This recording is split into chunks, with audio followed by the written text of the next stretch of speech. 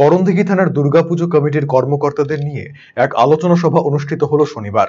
করণদিঘি ব্লকের সভাগৃহে ব্লক প্রশাসন এবং পুলিশ প্রশাসনের যৌথ উদ্যোগে আয়োজিত এই আলোচনা সভা। করণদিঘি থানার দুর্গাপূজা কমিটির কর্মকর্তারা উপস্থিত ছিলেন। সভাতে বিশিষ্ট হিসেবে উপস্থিত ছিলেন করণদিঘির বিডিও জয়ন্ত দেবব্রত চৌধুরী, থানার আইসি সঞ্জয় ঘোষ, করণদিঘির বিধায়ক গৌতম পাল সহ অন্যান্যরা। বিধায়ক গৌতম পাল জানিয়েছেন, আসন্ন দুর্গাপুজো যাতে ভালোভাবে সম্পন্ন হয় সেই কারণে এই সভা।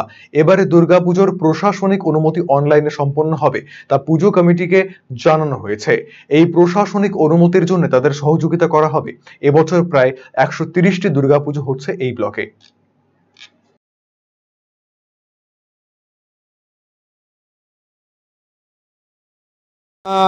বিডিও সাহেবের আয়োজনে এবং আমাদের করণদিঘি থানার আইসি সাহেবের ব্যবস্থাপনায় বিডিও অফিসে আমাদের থানার প্রত্যেকটি পুজো কমিটিকে ডাকা হয়েছিল এবং তাদের সঙ্গে মিটিং করা হয়েছে।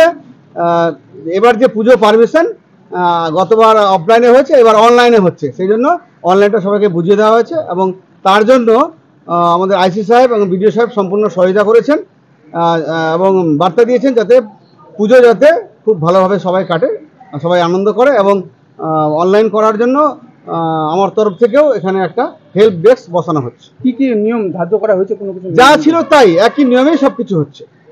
সিসি ক্যামেরার কি লাগানোর? এখানে ফায়ারের সিলিন্ডার, সিসি ক্যামেরা এগুলো প্রত্যেকবারে থাকে, এবারও তাই ব্যবস্থা করা হয়েছে।